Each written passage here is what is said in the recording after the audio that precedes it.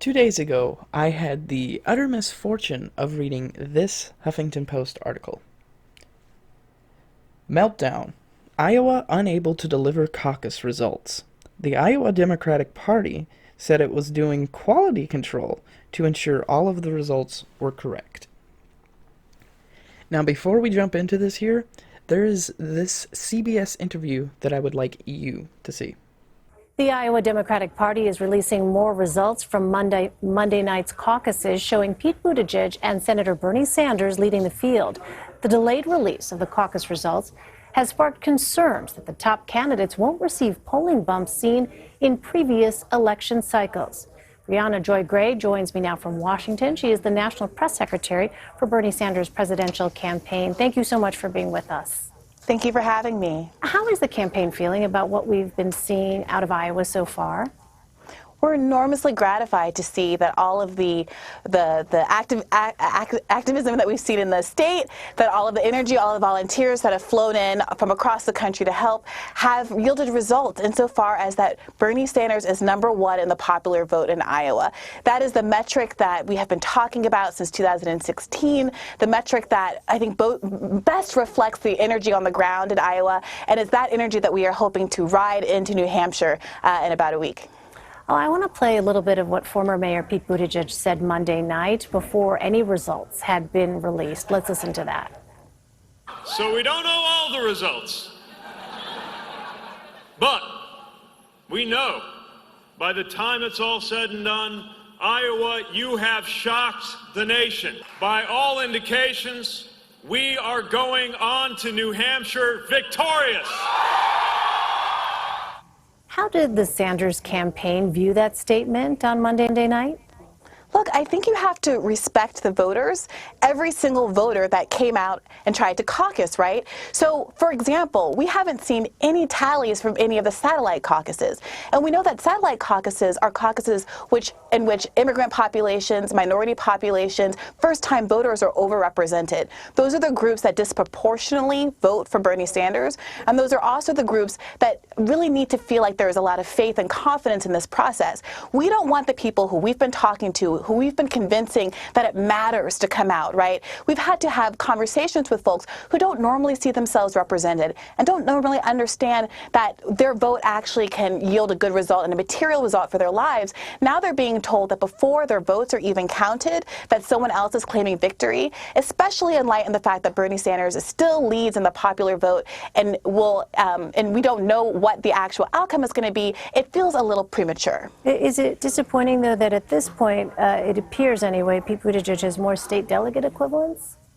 No, it's likely that as we come out of this, we're going to both get the same number of delegates nationally going forward. So the delegate tie is a delegate tie. So when you're looking at electability, trying to make the case for who's going to be the best candidate in New Hampshire and beyond, you got to look more broadly than that. You got to look at who's raising the most money. You got to look at who's actually able to put together the kind of coalition that it takes to win outside of Iowa. We know that Pete has concentrated his energies in that state, but when you look at the diverse demographics that actually comprise the base of the Democratic Party, you see that Bernie Sanders is much, much stronger there. And up until this point, the only person that has been at all competitive with non-white voters, other than Bernie Sanders, is Joe Biden. And what we've seen coming out of Iowa is the only person who is both most popular with white voters, most popular with non-white voters, has the energy, the volunteer effort, et cetera, behind him, is Bernie Sanders. And that's why I think we're going to see him as the standard bearer going forward. Let's talk about New Hampshire. A new poll from WBZ, the Boston Globe, and Suffolk University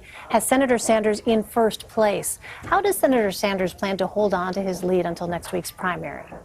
Yeah, I mean, you don't fix what's not broken. And again, our volunteer effort and our on-the-ground effort there is absolutely extraordinary. This campaign relies on something called relational organizing, which means that we are asking people to share the stories of why they support Bernie Sanders with their peers, with their neighbors, so that they understand what the stakes really are. And in all of this horse race conversation, I really hope that we don't lose sight of what the stakes are. Overwhelming majorities of Democratic voters are saying that health care is essential concern. And nobody in this race is trusted, according to polls, as much as Bernie Sanders is on health care. So we have people who are voting because they have gone bankrupt due to medical bankruptcy, because they've lost loved ones, because they haven't been able to afford prescriptions, or because the deductible was so high that they didn't seek medical treatment. And that's what we're talking about in this election, keeping those stories front and center, keeping what millions of Americans are suffering from front and center is how we're going to pull through and make sure that the enthusiasm doesn't lag because of this confusion over the Iowa process. Well, in South Carolina, a recent poll has Senator Sanders in second place behind Joe Biden. And here's what the former vice president had to say about Senator Sanders Wednesday in New Hampshire.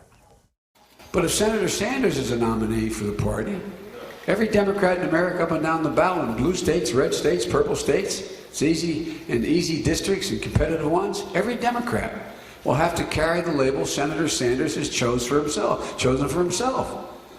He calls him, and I don't criticize him, he calls himself a democratic socialist. Well, we're already seeing what Donald Trump is going to do with that. What's your response to that? Well, look, I'm sure Joe Biden remembers that lots of people called his running mate, Barack Obama, socialist quite a bit in 2008. And the reality is polls have demonstrated that the sting has really gone out of that label. When people ask what it means to be a democratic socialist, Bernie Sanders responds with what he stands for, what the issues are. He talks about believing that teachers should have a minimum salary of $60,000 a year. He talks about doubling union membership.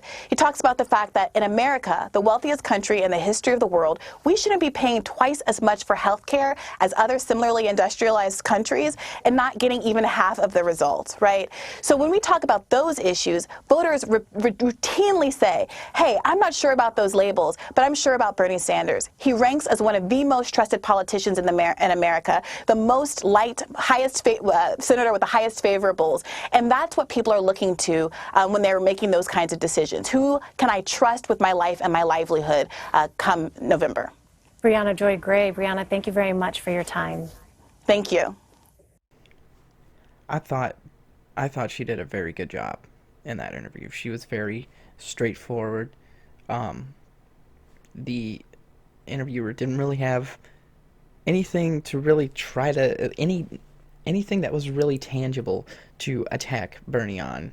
I thought she did great. One thing I want to say about what Joe Biden said about Bernie being categorizing himself as a democratic socialist.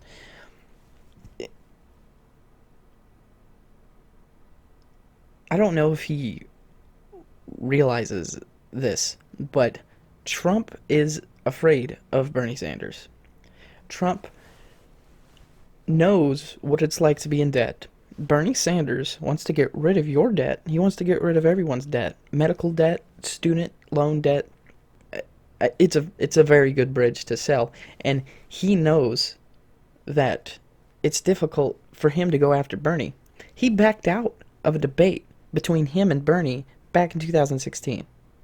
He backed out of a debate that he had previously agreed to have. But once he actually found out what Bernie Sanders was for, he's like, oh shit, I don't know if I can do this. I'm so scared. That thing about eliminating debt, people really like that. I don't really know if I want to debate this guy.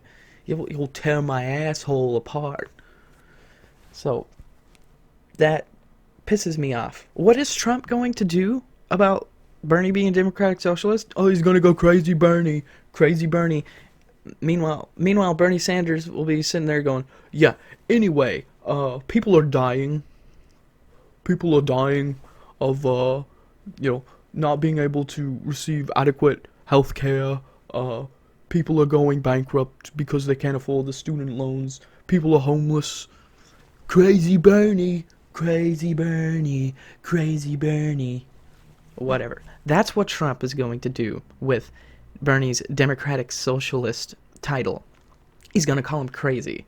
And then Bernie is going to speak like a sane person and make Trump seem like the crazy one. Bernie beats Trump. Anyway, I digress. The takeaway of the Iowa Caucuses Monday night was not who won the first contest in the nation. It was instead a story of confusion and chaos as the Iowa Democratic Party failed to release the results at all at all for hours after the caucuses ended. At 11:30 p.m., Senator Amy Klobuchar was the first candidate to come out and address her supporters, admitting that she too was in the dark about what was taking so long. The other candidates delivered speeches to their own supporters shortly thereafter, all acknowledging that they had no answers. Let me begin by saying I imagine have a strong feeling that at some point the results will be announced. And when those results will be announced, I have a good feeling that we'll be doing very, very well here in Iowa, said Senator Bernie Sanders. The Iowa Democratic Party insisted that, in short, the system they put in place to report the results didn't work out. It was too slow, overloaded, and led to delays. The party tried to reassure people that there was no hacking of the system, pointing instead to inconsistencies in 3 sets of caucus results. This is simply a reporting issue. The app did not go down, and this is not a hack or an intrusion, said Mandy McClure, communications director for the party. But that wasn't enough for the campaigns. The Joe Biden campaign sent a letter to party officials demanding full explanations and relevant information regarding the methods of quality control you are employing. The confusion took much of the wind out of not only what was supposed to be a shining moment for Iowa, but also for whoever emerged as the winner of the caucuses. Instead of leaving Iowa with momentum, some of the candidates would be getting on a plane for New Hampshire with uncertainty. The Iowa Democratic Party tried something new this year. In the past, it released only the number of state delegates each candidate received, but this year, in an effort to be more transparent, it was also releasing the number of votes candidates received in the first and second rounds of the caucuses. But that also made the reporting process more difficult. The party decided to use an app allowing precinct chairs to report and transmit caucus results more quickly, at least in theory. But officials were secretive about the technology, refusing to reveal which company designed the app or what security measures were put in place to safeguard the results. But that app had issues, and the backup system took significantly longer than expected. Sean Sebastian, a precinct chair in Ames, Iowa, tried to call a hotline number they were given to report issues. After being on hold for more than an hour, the operator hung up on him while he was live on CNN. Now, if you see here, you see the tweet by this fellow Jordan. Oh my God. Sean Sebastian, a Story County precinct captain, had been on hold with the Iowa Democratic Party for over an hour trying to report results. CNN had him on to talk about the process. While on air, he got off hold. Before he could get back to the call, Iowa Dems hung up. And I will show you that video in just a second here, because I have a couple things to say about it, that it was just ridiculous. There seemed to be significant confusion from precinct chairs on how to tally results and what to report, and a call between the campaigns and the Iowa Democratic Party ended abruptly, according to CNN, with party officials unable to give a time for when results would be ready. In a brief call with reporters at 1 a.m. local time, Iowa Democratic Party Chair Troy Price said he expects IDP will have numbers to report later in the day. We want to emphasize that this is a reporting issue, not a hack or an intrusion. And it's exactly why we have a paper trail and systems in place to uphold the integrity of our process, he said. We are validating every piece of data we have against our paper trail. He ended the call without taking questions. Price released a statement several hours later saying the party found inconsistencies in the reports coming from various precincts. An investigation determined there was a problem with the app, he said. While the app was recording data accurately, it was reporting out only partial data, Price said in his statement. We have determined that this was due to a coding issue in the reporting system. The issue was identified and fixed. The party used paper documentation from the caucuses to verify that the data collected by the app is valid and accurate. He repeated that the party hoped to release caucus results as soon as possible today. Yeah, we know how that's going.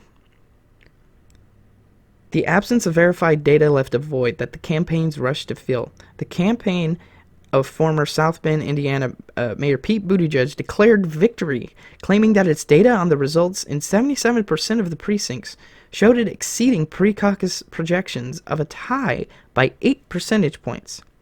The Sanders campaign followed suit by releasing internal reporting figures allegedly from almost 40% of precincts, showing Sanders in the lead.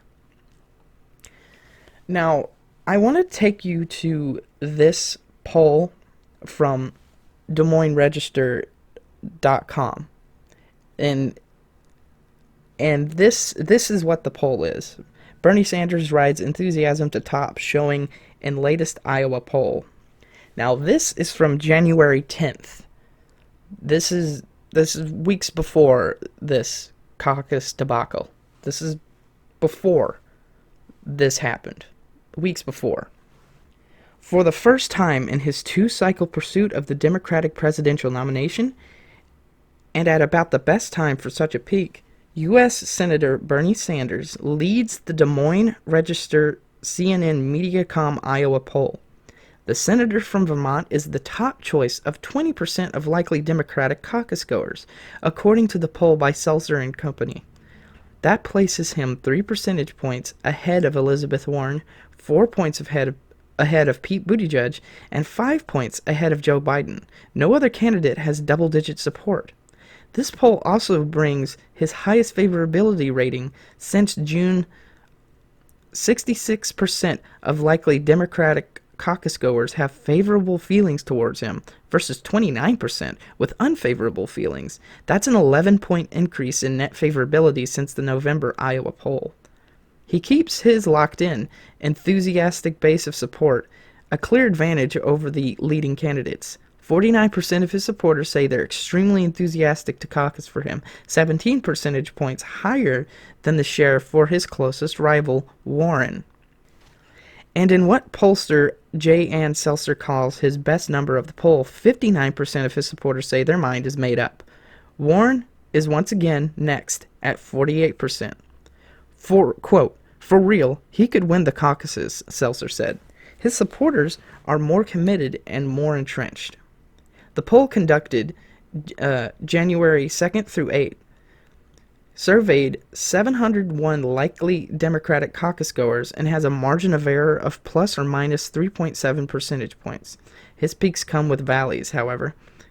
He leads the other top-tier candidates in support among people younger than 35 at 36%, but he has just 5% support among likely Democratic caucus goers age 65 or older.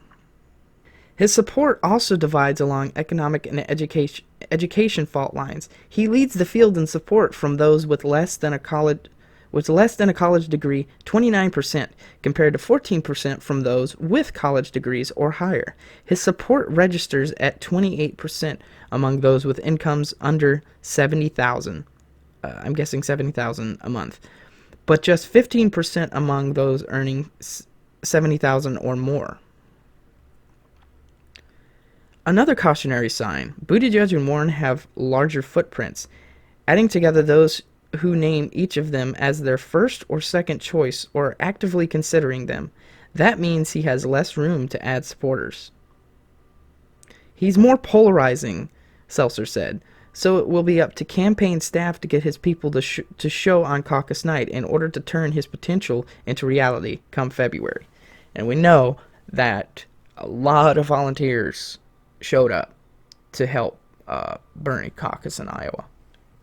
Now, I'm going to make a little bit of conjecture here.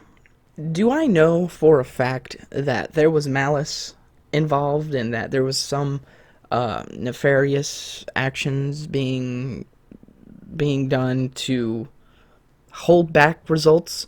Because I'm going to say I think Bernie probably won. And the reason there's chaos going on right now is because the establishment knows that Bernie was winning there, and we're scrambling to hold back support for as long as they can. Pete Buttigieg claiming victory, that was political posturing.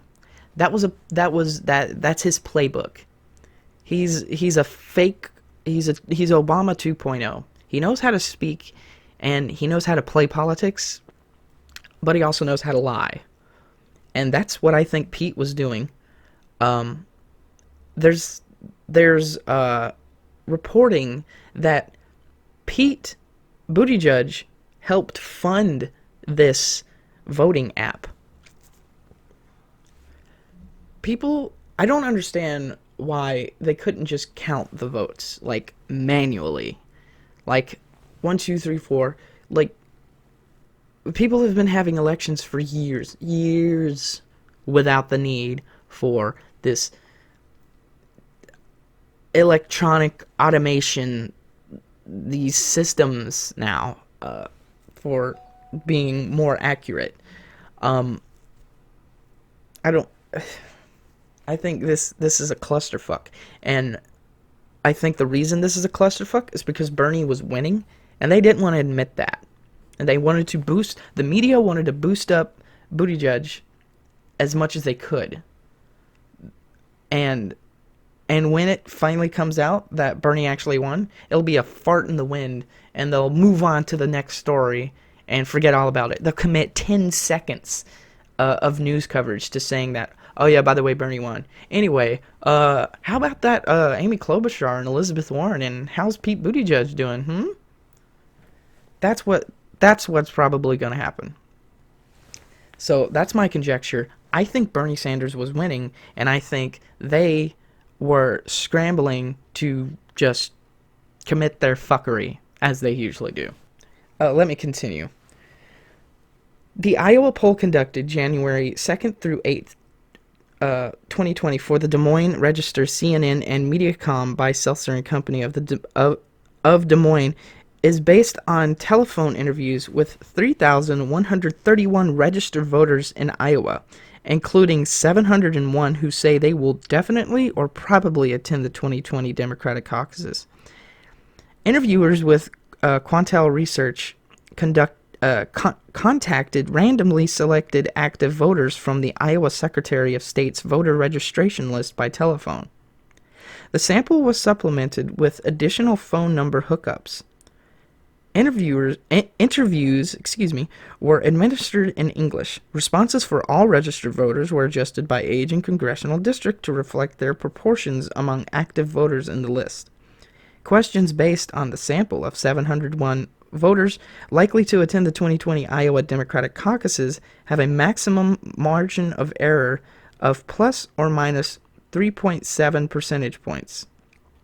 Questions based on the sample of 3,131 registered voters have a maximum margin of error of plus or minus 1.8 percentage points.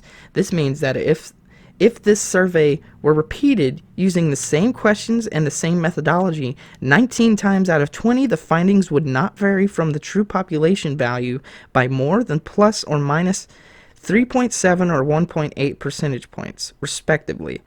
Results based on smaller samples of respondents, such as by gender or age, have a larger margin of error. So, even if Buttigieg has somewhat of a lead,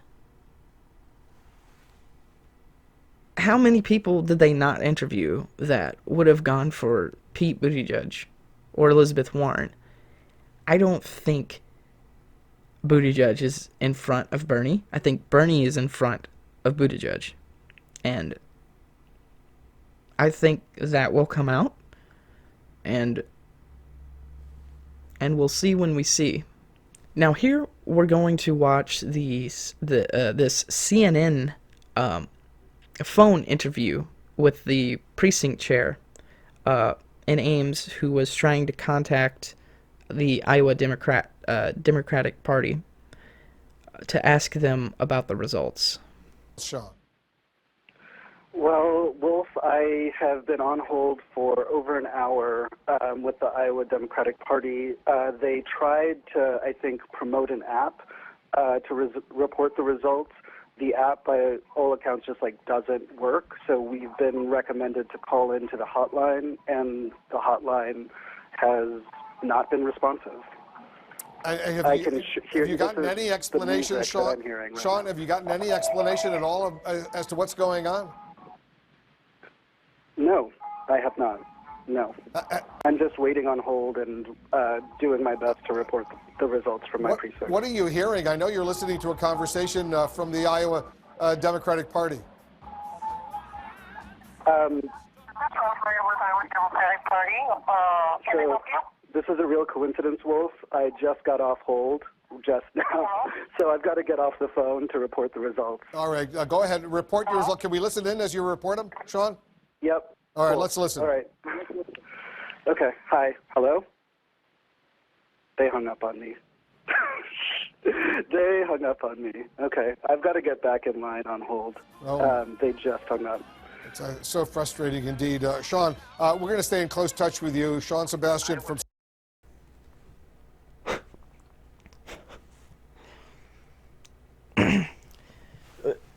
That was such a rookie mistake. When you've been on hold, let me tell you something.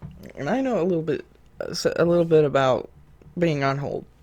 When you've been on hold for over an hour, the second you hear something, you're supposed to stop what you're doing, stop who you're talking to. Hello? That's what you do. Not, oh, what a coincidence, Wolf. Huh, here I am, been on hold, waiting for over an hour, and now they have picked up. So now, Wolf, I am going to go over there to help report the results of the caucus for my precinct. So here I go. Oh, do you want to listen in? Oh, yes, of course. Okay. Hello? Oh, they're gone.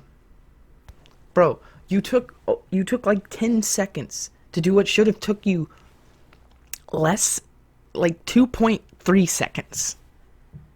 The second you could have got to her before the second hello. All you had to do was, oh, hang on a second, Wolf, listen in. Hello? That's all you had to do. That's all you had to do. Is you had to stop talking. I don't know why you had her on mute. If you had her on mute, like what was going on, but that I'm sorry, bro. That was dumb. That was dumb. That was really dumb. So when the article insinuates that he was hung up on, yeah, he was hung up on, but it was because he took too long to answer. It's not like they were hiding any. They were just, or he was disconnected while he was on hold, or someone picked up and said, "Oh, we're sorry, we can't take any more calls. Goodbye." You know, he took too long to answer, so he got himself hung up on. He was hung up on because he took way too long to answer. He took 10 seconds to answer when it should have been like 2.5 seconds. So anyway, I'm going to continue now. Stillwell Junior High in the suburb of West Des Moines hosted 2 Democratic caucus precincts on Monday night. But about an hour after the end of a mostly tidy caucus that Senator Bernie Sanders narrowly won in the cafeteria area, a much larger caucus in the gymnasium had yet to come to a close. As the clock approached 10 p.m. Central Standard Time, some of the most active participants in the latter caucus were reeling from a dispute over the number of caucus participants, which resulted in Senator Elizabeth Warren failing to cross the viability threshold of at least 15%. A manual count of all the participants had found that 367 people showed up to participate, but a count of the presidential preference cards each participant was obligated to complete this year showed 378 participants. With just 367 attendees, Warren supporters made up more than 15% of participants needed to achieve viability. The Iowa Democratic Party's failure to announce the caucus results capped at what already had been a frustrating Monday night for some caucus goers, who have to physically stand in different parts of a room in order to indicate their support for a candidate. Janet Bequeath, 82, had intended to caucus for Klobuchar, but because less than 15% of the 130 people at her Des Moines precinct supported Klobuchar, I'm sorry, I'm butchering that name, but Bequeath had to pick someone else. With the assistance of a rolling walker, she made her way across the King Elementary School gym floor to the Biden group, which cheered her arrival. But then the caucus chair announced there had been a problem, and everyone had to go back to their corners. It wasn't until more than 2 hours after the event started that the precinct results were finally tallied, with Sanders getting the most support and Biden coming in second. Bequeath said she wished the Iowa Democratic Party would let people vote for their favorite candidate instead of making them caucus. Quote, "It's very difficult for me to be here. I have difficulty walking. The caucus system just doesn't work." Well, I don't know exactly about that it just doesn't work. I understand that it's difficult for you to be there because you have a physical impediment, a disability that makes it difficult for you to go to these things. But that's not why they don't work. And, like, I get the frustration not being able to vote for who you want to vote for, but that's what it's about, is actually giving the person who wins the popular vote the vote. Anyway, back in West Des Moines, the people leading the caucus manually recounted the bodies in the gymnasium 3 times and verified the 367 figure, according to Warren campaign precinct chair Julie Hale. But Hale said that the Iowa Democratic Party overruled the caucus chairman, her husband, requiring them to accept the 378 figure. The whole incident was enough to undermine Hale's already low confidence in the entire caucus system. Quote, "A primary is the only way to go," she said. In an interview with Huffington Post on Monday night, J.D. Schulten, a Democrat who is unaligned in the presidential primary and running to unseat Republican Representative Steve King in northwest Iowa, cautioned against jumping to conclusions about how to respond until there's more information about what went wrong. He nonetheless predicted that the messy outcome would ramp up calls to end the caucus, which had also been criticized over its first-in-the-nation advantage in a state that lacks racial diversity. Quote, "We're already at an uphill battle this cycle," Schulten said. "There are a lot of folks tired of Iowa being the first. I see it everywhere. I hope this doesn't reflect on the diligence of Iowa's Democratic caucus goers, but it's definitely a stain on the caucus," he added. So, yeah, it's a clusterfuck. This is an absolute clusterfuck. I don't know if the results have actually come out who exactly won yet. I've been looking into this. I haven't really seen looked at the results, if they're out yet. But what I've seen so far is this is ridiculous. For one, this voting app, which everyone's freaking out about, was created by a Silicon billionaire who's friends with other Silicon billionaires like Mark Zuckerberg. And this billionaire, Reid Hoffman is his name. Reid Hoffman. There's allegations that he was behind what's known as Project Birmingham back in 2017, using false flag tactics to call failure of the election Russian disinformation in Alabama. So, and this is of course after Trump was elected. So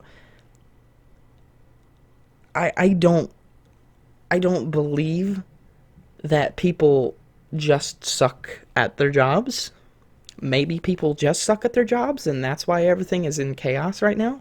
But I don't think it just has to do with a failure in the app. I call it a conspiracy theory if you want, but I think there's fuckery about. And I think that Bernie Sanders was winning. I think the reason everything is in shambles right now is because Senator Sanders was winning, and they wanted to shuffle to find some way to make this whole thing blow up. And I'm hearing shit about a coin toss, whatever the fuck that's about, and I hope we're not weighing the actual results of who won on a fucking coin toss. Democracy in action for you.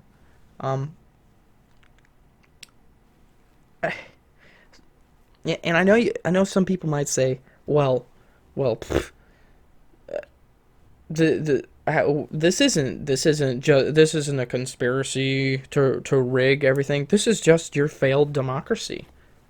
Well, maybe it's a failed democracy because people keep fucking rigging shit.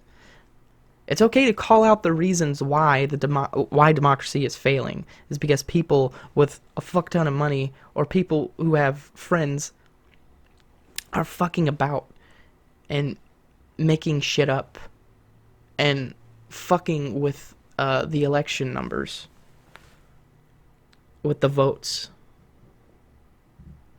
I don't know if anyone really explicitly said that the app was hacked, but they made damn sure to come out there as soon as possible and say it wasn't hacked. It was there's just the app was kind of glitchy. The app was glitchy. Please fuck off.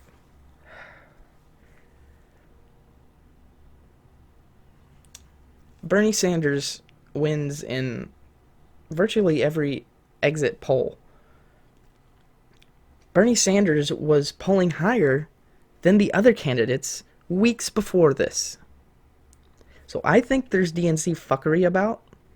I think this is only going, and if Trump wants to take this and be like, oh, look at these stupid Democrats that can't even get their shit together. You know, this just makes you look like idiots. Just be up fucking front about it. Who won? Was it the candidate you didn't want to win? Oh, well, boo fucking who? I have to deal with that all the time. The person I don't want winning things that I don't want them to win. Such is life. And now I'm going to leave it here and leave you with this clip of the candidates addressing people at the caucus and the caucus itself.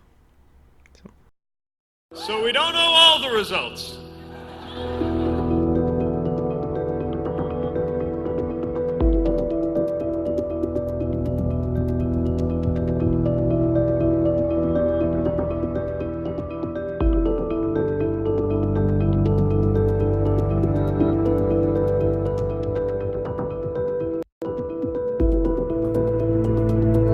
The integrity of our process and the results have and always will be our top priority.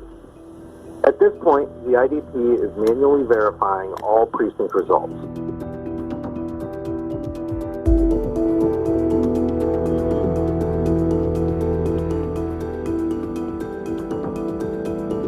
We brought together an extraordinary coalition of Americans, progressives, moderates, and that good number of what we like to call future former Republicans. And in less than a year, our union will be stronger than ever when that one man is replaced by one very persistent woman. Today marks the beginning of the end for Donald Trump. We feel good about where we are. And look, so it's on to New Hampshire, Nevada, South Carolina, and well beyond. We're in this for the long haul. Even in a crowded field of candidates, even during the well-earned impeachment hearing of Donald J. Trump, which kept me bolted to my Senate desk for the last 2 weeks, we kept fighting. This is what we have to turn around, Yang Gang. We have to actually make an economy that works for us instead of the bottom lines of these huge companies.